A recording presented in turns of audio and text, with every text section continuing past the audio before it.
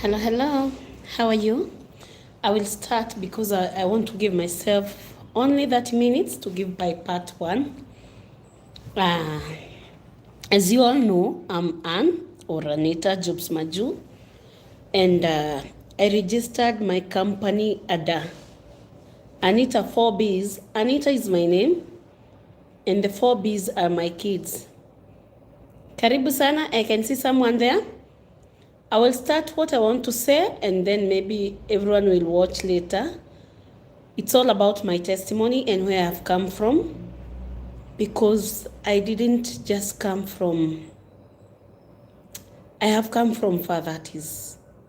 And I wanted to share this because it might be of help to someone. It might encourage someone somewhere. Yeah, so someone is trying to call. Sorry, someone was trying to call on this phone.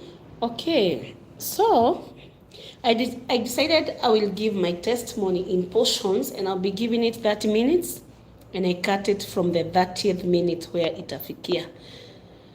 And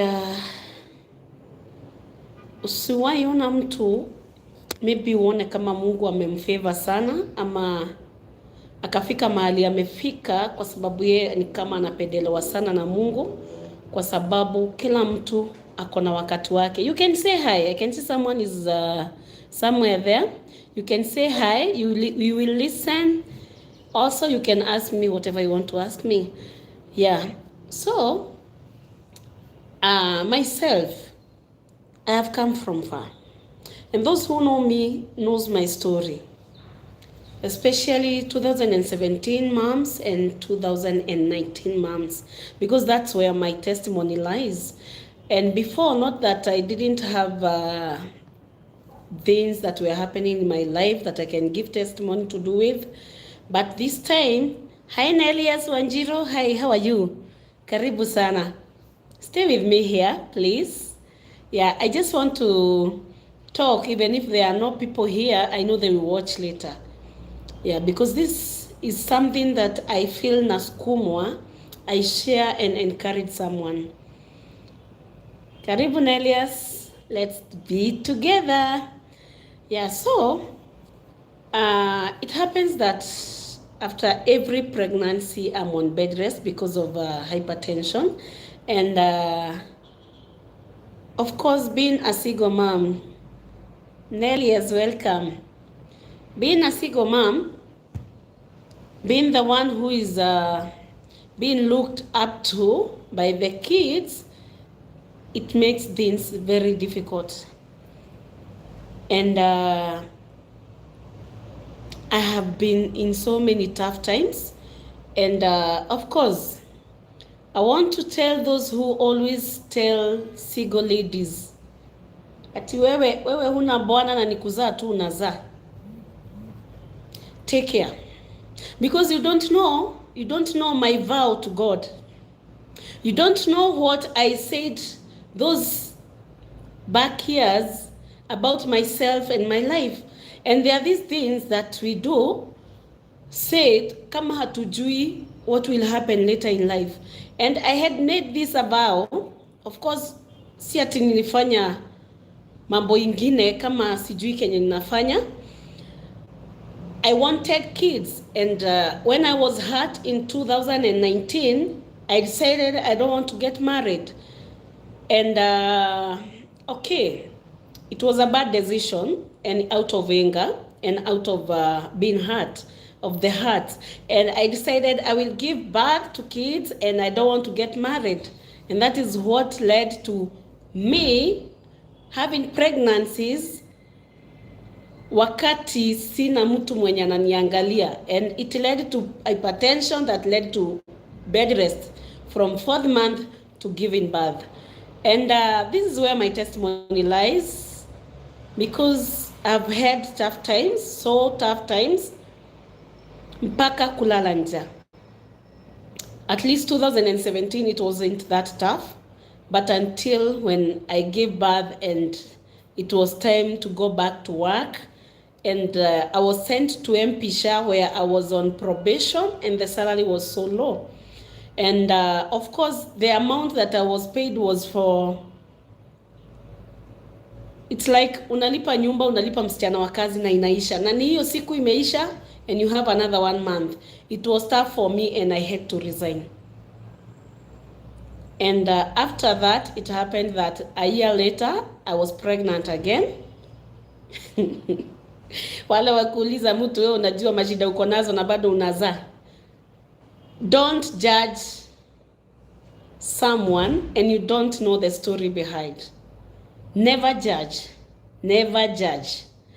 And it happened the 2019 pregnancy is where everything the hell in this world that happens ever happened. You could tell me there is God and I could wonder what God are you telling me about? Because when I had to resign from where I was working in Karen, and I had to go back home because I was on bed rest. The pressure was so high, I couldn't make to work at the same time. Niko nyumbani, niko kazini, so I had to go home. And this is when I decided I didn't want my mom to know I was pregnant. I didn't want anyone to know that I was pregnant. It's only one friend that is in America. She saw my status, a picture I had put on my status, and she told me, according to your eyes, I can tell you are pregnant again. And I told her, yes. And because I made a vow when I was a small girl, that if at all it ever happened that I was pregnant, if I ever abort or kill that baby, I would go with that baby. So that's the vow I made. I can never kill. And this time it was so bad. It was so bad that my mind was even there. But I was reminded on my dreams. Hey dear, how have you been? I'm happy to meet you once again. Hope you are doing well. Hi old man, I'm doing so well. Stay with me. This is my testimony. Yeah. From where I've come from to where I am today. My testimony. And I'll give it in portions. The 30th minute, I'll cut it. Nitaendelesha either kesho ama later. Yeah, so it happened that I made a vow. And I can never, even today, if you ever see me heavily loaded, just know the vow I ever made is that I'll never kill. And at the same time, I made a mistake of using my anger. I had so many people who were asking for marriage, but I didn't want because I was hurt. I didn't want anything to do with a man. And don't ask me where I got this man that I was given birth with. It's something to do with decision and things we make. And never make a decision when you are angry. And I'm not at all regretting. No. So it happened that when I knew I was pregnant, my mind was thinking of abortion, and my abortion, of course, I couldn't do it because I was reminded of what I said years back. And I decided I would keep this baby, but I hated this baby with my all. If we go back to my Facebook, you'll see my chats with the white man who had given me 2 million. Nizae mtoto nimpatie na hiyo maneno nimalizane nayo. Because I didn't want this baby. I wanted only 3 kids. And now the 4th kid is here. And at the same time, when I got pregnant, my daughter was only 1 year. And I decided, huyu ni kuuza ninauza. I would think so many things, but nikakatazwa na Mungu. And it happened that mimi niliendelea kuuza mtoto. And until the 7th month, when I was in prayers and in I didn't know what I was doing. I was sitting down, and a vision came about my kid. I will not tell you the vision about the kid that I was given. And that is when I accepted that pregnancy, and that is when I went back to Facebook and told the white man that I'm not going to sell the kid to him. Hi, can I come look for you? Kuna agent amenichafua 1 year down the line, still waiting for the Canadian visa, although I have done the biometrics. Hi Eva, how are you? You can come, but come, nitakueleza. Come, nitakueleza. You can come. Yeah, so the 7th month I accepted the pregnancy. The 7th month I asked for forgiveness from God, and I accepted the baby and talked live to this baby because I hated this baby with my all. I didn't want anything to do with the baby. And this baby, I love him so much today because he's the one who gave me who I am today.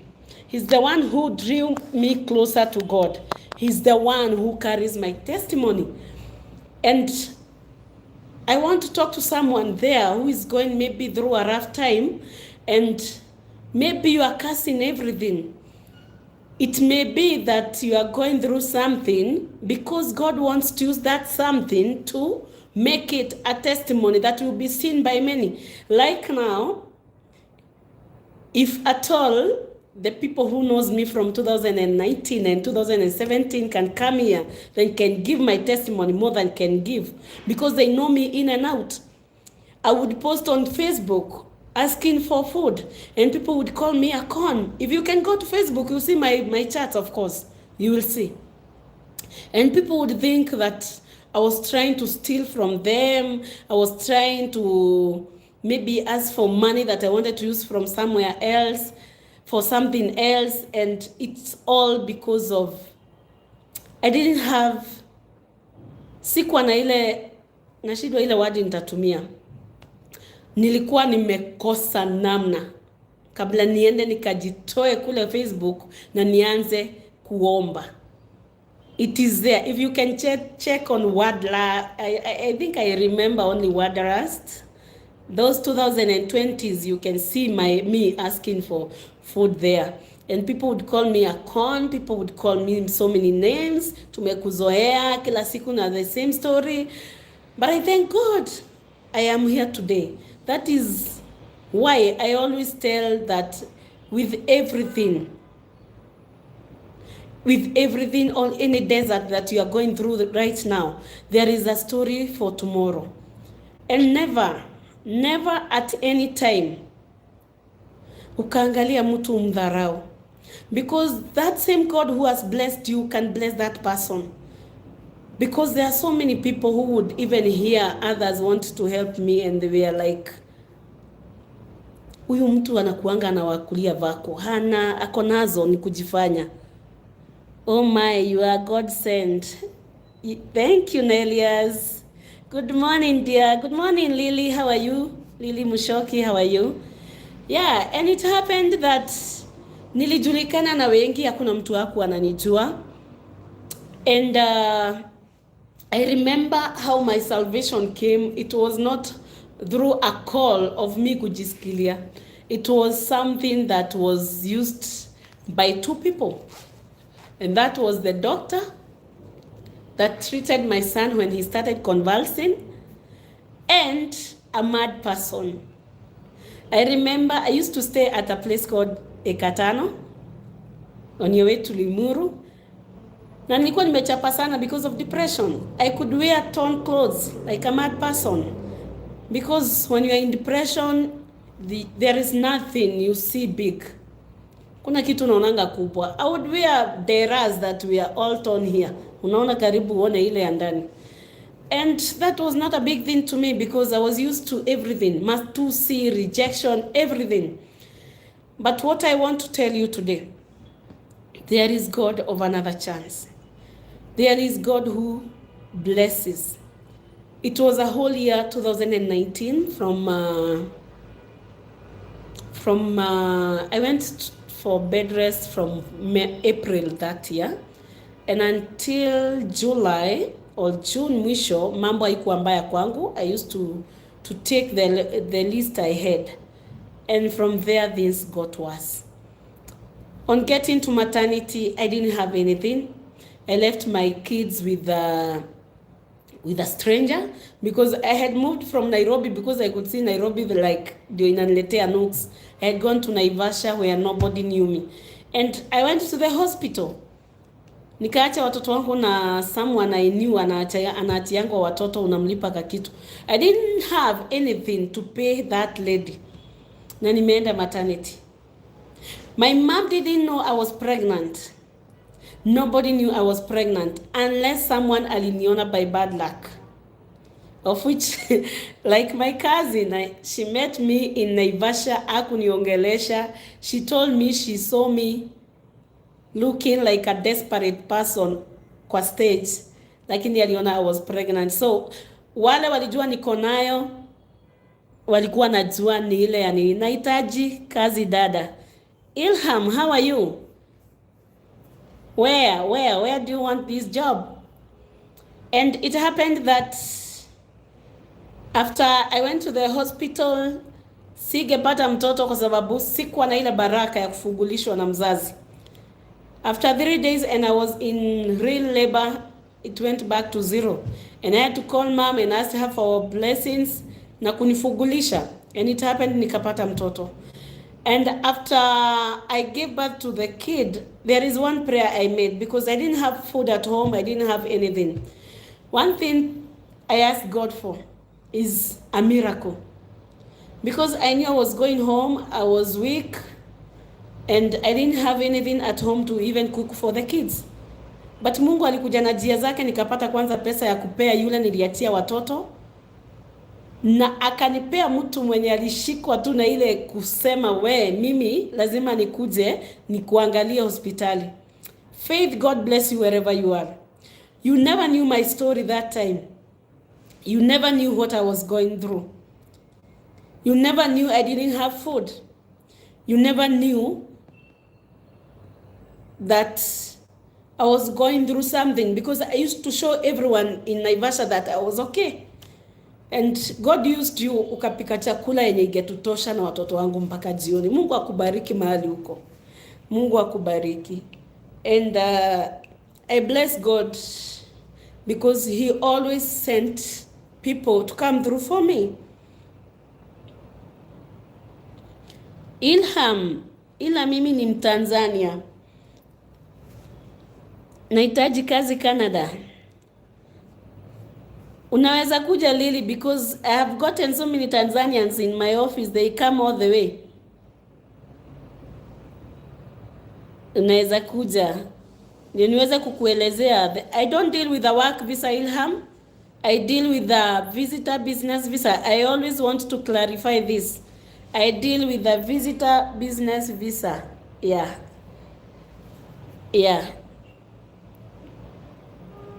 Pole sana dada, Mungu akikupa jaribu, anakupa na milango wa kutoka. Amen. Yeah, right now it's a testimony, but poleni sana nikifikia mahali nishikwe na nini. It happens that nasikianga ikiwa deep down in me. And Faith, God bless you wherever you are. God bless you. God bless you. You came through for me when I needed someone to come through for me. I went home and we ate the food that you gave me. And from there, from the signs in my house, ulisomea mbali na ukaona hakuna kitu huko. And Mungu alikutumia ukasema uji ya wiki mzima ni wewe utaniletea. Mungu akubariki Faith mahali huko. Hatukuwa tunajuana sana, lakini ulikuwa unasomea mbali na hukuwa niuliza chochote, hukutaka tukue na conversation ya hiyo mambo, but wakati ulikuwa unaweza ulinisaidia mahali uliweza.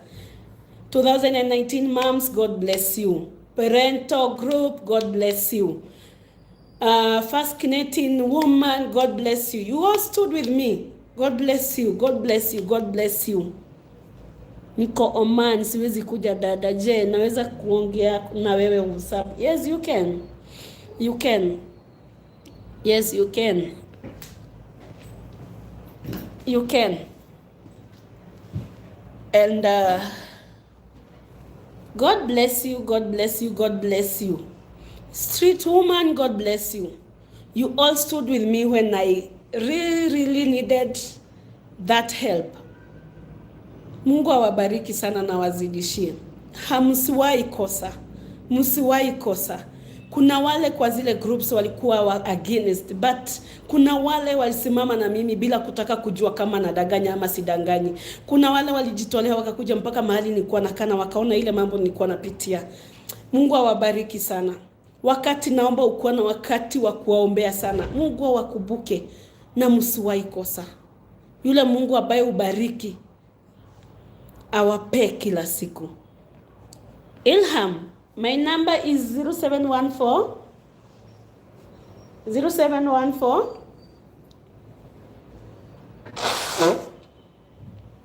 0714 805 729 0714 805 729.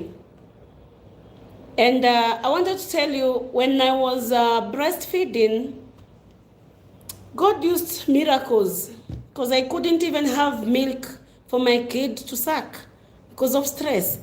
And it happened that God used my friend Mary. She was from Nairobi, and she helped me move from Nairobi to Muthaiga. And Muthaiga was my worst place ever. I'll never forget. God bless you, Mary, because you used what you had to make me get there. God bless you. You were trying to help me. And when I went there, things became worse. The days we ate in that month, only God knows. Mary took my second born, my first born was in school, na akanikalia naye, nikabaki na wadogo wawili. And I thank God, cause ningekuwa na wote hata sijui ningefanya nini. I would go home, and it was a mabati home at Muthaiga. And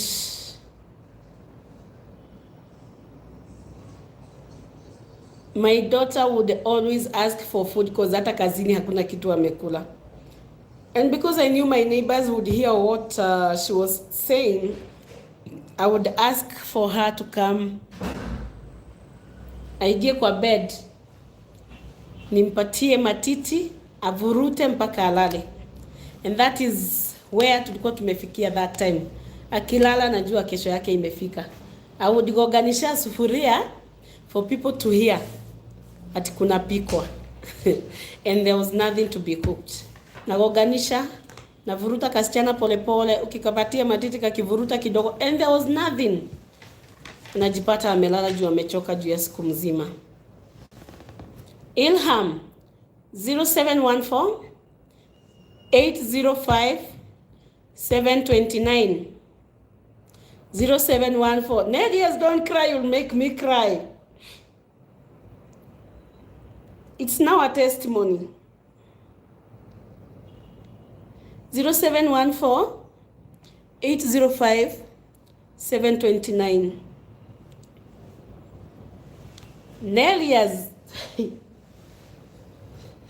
don't make me cry. Nitumia Amina. Yeah, so kwa nimefika wapi, umenichanganya. It happened that nikiwa Muthaiga, it was my worst. The days we ate would be counted for that 1 month. And it happened that after that 1 month, I couldn't pay the rent. I still remember nikisimamiwa. Nisijaribu hata kuharibu kitu ya hiyo nyumba, nitoke. And ile gari nilikoboa, vitu zingine ni za kucheka wakati mwingine. Ile namba nilipatiwa, ilikuwa, ile gari nilichukua, ilikuwa ya umeenda umesema tu ninahama, and you don't have a coin. And it happened that, asante sana Ilham, I'll send you the number. Na nimekueleza 0714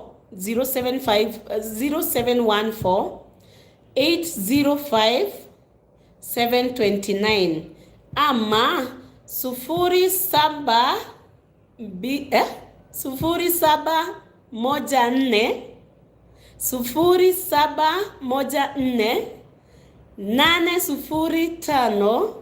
729. I know you understand that than ile ya kizungu. It's a hurting story. I can't wait to hear the whole story. My goodness, you have gone through a lot, dear. God lifted people from nowhere. God has raised you from grace to grace. Your testimony is a godly one. Yes, Othman, it is a godly one because God used people to give me the information He wanted me to get. My salvation was not just because I wanted to. It was by force. God used people to give me my message. And through not coming for this salvation, I went through a desert that was painful, a desert that iliguza watoto. And you know, mtoto wa mama akiguzwa, mama ndio akona uchungu zaidi. You would tell me there is God, and I wondered which God you are telling me about. You would tell me huyu Mungu atakuja kukuinua, na shaga Mungu mgani unaniambia, na huyu Mungu mimi simjui, mimi ananichukia na watoto wangu. But I bless this God because ni amefanya nifike mahali niko siku ya leo. And that same God uses anything He wants when He wants someone closer to Him. 0714 of Al-Ilham 805 729. Umeshika? Yeah, naona dakika 30 zinaenda kuisha. But what I would like to tell you, my friends, usione mtu tu akiwa mahali uone kama ni kama anafeviwa na Mungu. Kuna ile story behind each success. I have come from somewhere that I have gone through so much to get where I am. And were it not for this God,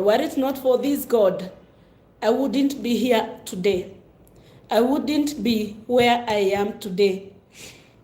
I wouldn't be who I am today. Because today I can go somewhere and preach to people and they will listen to what I'm saying. This God used forces for me to come closer to Him. Because maybe nilikuwa nimepotelea kule, nilikuwa sijielewi, na Mungu alikuwa anataka nikae karibu na yeye. And when I tell you that God used a mad person, it was after I moved from Muthaiga to Ekatano. Muthaiga nilifukuzwa. Singeweza kulipa nyumba. Nikachukua mtu wa pickup, tukatoa vitu, tukiwa kwa barabara kwa highway. Anaona mama ameanza kulia. Anapaki gari kado. Ananiuliza shida ni nini? Namwambia mimi sijui kwenye tunaenda, sijui na kulipa na nini. But Mungu tu alimpea ile neema, akanisikiza na akanieleza vile tutafanya. Kuna mahali kwa nimeona kuna vacant rooms in Ekatano. Tukaenda na yeye, nikatumia ile story alinieleza. And iliingiana, nikaweza kuingia bila hata dururu. Yeye na yeye Mungu tu alikuja, nikapigia mtu mmoja nikamueleza, huyu tu alitaka pesa ya mafuta. Mungu akubariki. I can't remember his name, but I have saved him as pickup guy. God bless you wherever you are. And later I paid this guy kama tumeka, nilimlipa. Mungu akubariki mahali tu huko. Mungu akubariki na kutendee mema. Ilham, nikiongea huwa najipata tunalia, but it's not out of pain, it's out of, I'm happy now. I am happy now that I can talk about it. I'm happy now that I can tell someone where I've come from, and I know it may help someone to know that God's side is good than the worldly side. And Mungu wakati anakuhitaji, anatumianga forces zote anataka. Wakati Mungu anakuhitaji, anatumia forces zote zenye anataka, na anakupitishia machungu ndio ukue karibu na yeye. But mimi wakati ule ungeniambia kuna Mungu, nilikuwa nakuuliza Mungu mgani mwenye ananichukia hivi vyote? I managed to go to Ikatano and I hamiad, and it happened that after the days nilikuwa nimepeana nalipa ile nyumba, haiku happen. And I remember this Mary friend of mine, nilimueleza sasa mahali nimefika, mimi nimenoa kisu. Na ni ukweli nilikuwa nimeinoa, ina shines both all sides. And my mind was that nakata kila mtoto kichwa na nijimalizie. And since there was a story behind that, nilifukuzwa pale, ilibidi tu ni yule mwenye alikuwa karibu na mimi ndio niliongea naye, nikamwambia mimi mahali nimefika, I'm done, and since I don't have even a coin to talk to this landlord, wacha tu ikue tutatolewa hapa sisi wote. But I would look at my kids, naona vile wako sawa, vile ni wa innocent. Nauliza Mungu, unakubali tuifikie hapa? And I wrote a message to Mary, and Mary nikamueleza vile iko, and now that's the end of me. I had cried, imeisha, hata kuongea usingenipigia simu tuweze kuongea. And I remember when I wrote to Mary, she tried to call me. I couldn't pick that call. I couldn't pick that call because I couldn't even talk. Unajua wakati unakuanga na machungu, unalia mpaka hapo unasikia pamenyongwa, yani huwezi ongea. It was during that time. And she wrote me a message and told me, even if you are going to do it, listen to me for one more time. Kindly pick my call, we talk.